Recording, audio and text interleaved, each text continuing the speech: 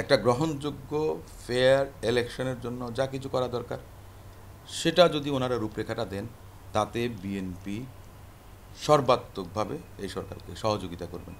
আপনি সংস্কারের নামে কালক্ষেপণ যদি বেশি করেন, তাতে কিন্তু আমি মনে করি, দেখুন বিভিন্ন সেক্টরে দেখুন এখন আপনার এক ধরনের অস্থিরতা তৈরি হচ্ছে। সচিবালয়ে আমরা দেখেছি আনসার বিদ্রোহ, দেখেছি আমরা কদিন আগে আপনার দেখা গেছে যে গার্মেন্টস সেক্টরে এখনও চলছে, বিভিন্ন জায়গায় বিভিন্ন দাবিতে দেখা গেছে যে আপনার রাস্তায় নামছে, অনেক সময় ছাত্ররাও নামছে। এর ভেতরে অনুপ্রবেশকারী কারা? সংখ্যালঘুদের নামে আপনার শাহবাগে আপনার এসেছিলেন, সেখানে দেখা গেছে যে মুসলমান সবচেয়ে বেশি অংশগ্রহণ করেছে হিসেব করে দেখলে। তার মানে এগুলোতে কেউ না কেউ ইন্ধন দিচ্ছে, এই সরকারের বিরুদ্ধে ষড়যন্ত্র হচ্ছে।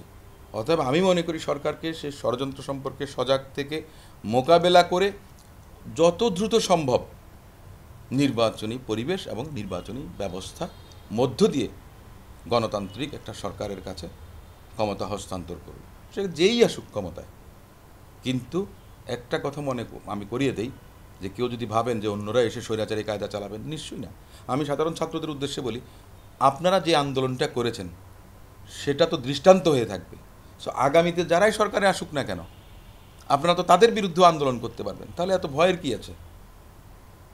কেউ এখানে আর ফ্র্যাঙ্কেনস্টাইন হতে পারবে না আমি মনে করি, কারণ এই 2024 সালের আন্দোলন আমাদেরকে তা শিখিয়ে গেছে।